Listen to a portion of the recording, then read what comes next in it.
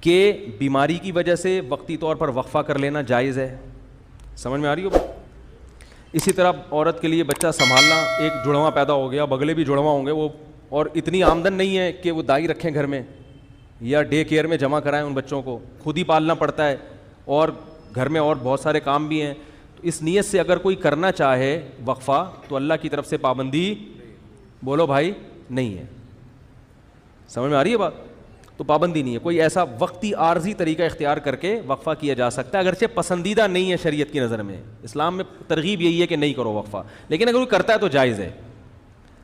لیکن یاد رکھو اس نیت سے وقفہ کرنا کہ میں اسکول کی فیسیں کہاں سے بھروں گا.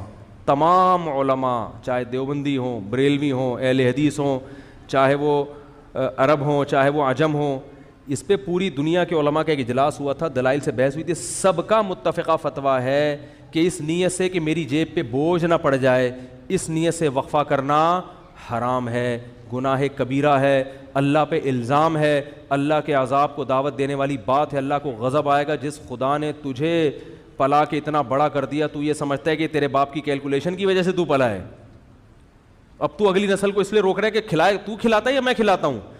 حمل کے وسائل کے استعمال سے مردوں کے جسمانی نظام میں برہمی پیدا ہو سکتی ہے. حمل روکنے کی تدبیر عورت اختیار کر رہی ہے, عورت کے ساتھ نقصان کس کو ہوگا؟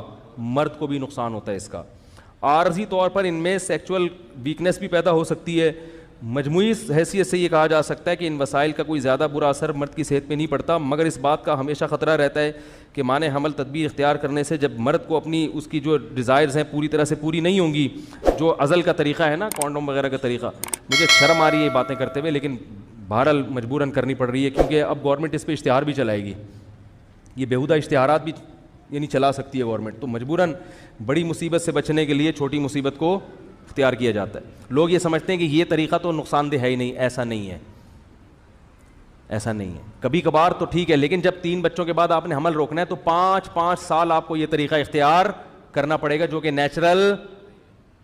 ایک مثال بڑی بیہودہ ہے لیکن دینی پڑ رہی ہے. آپ اپنی زبان پہ کوئی شاپر رکھو اور پھر آپ کوئی چیز کھانا شروع کر دو, یہ نیچرل ہوگا؟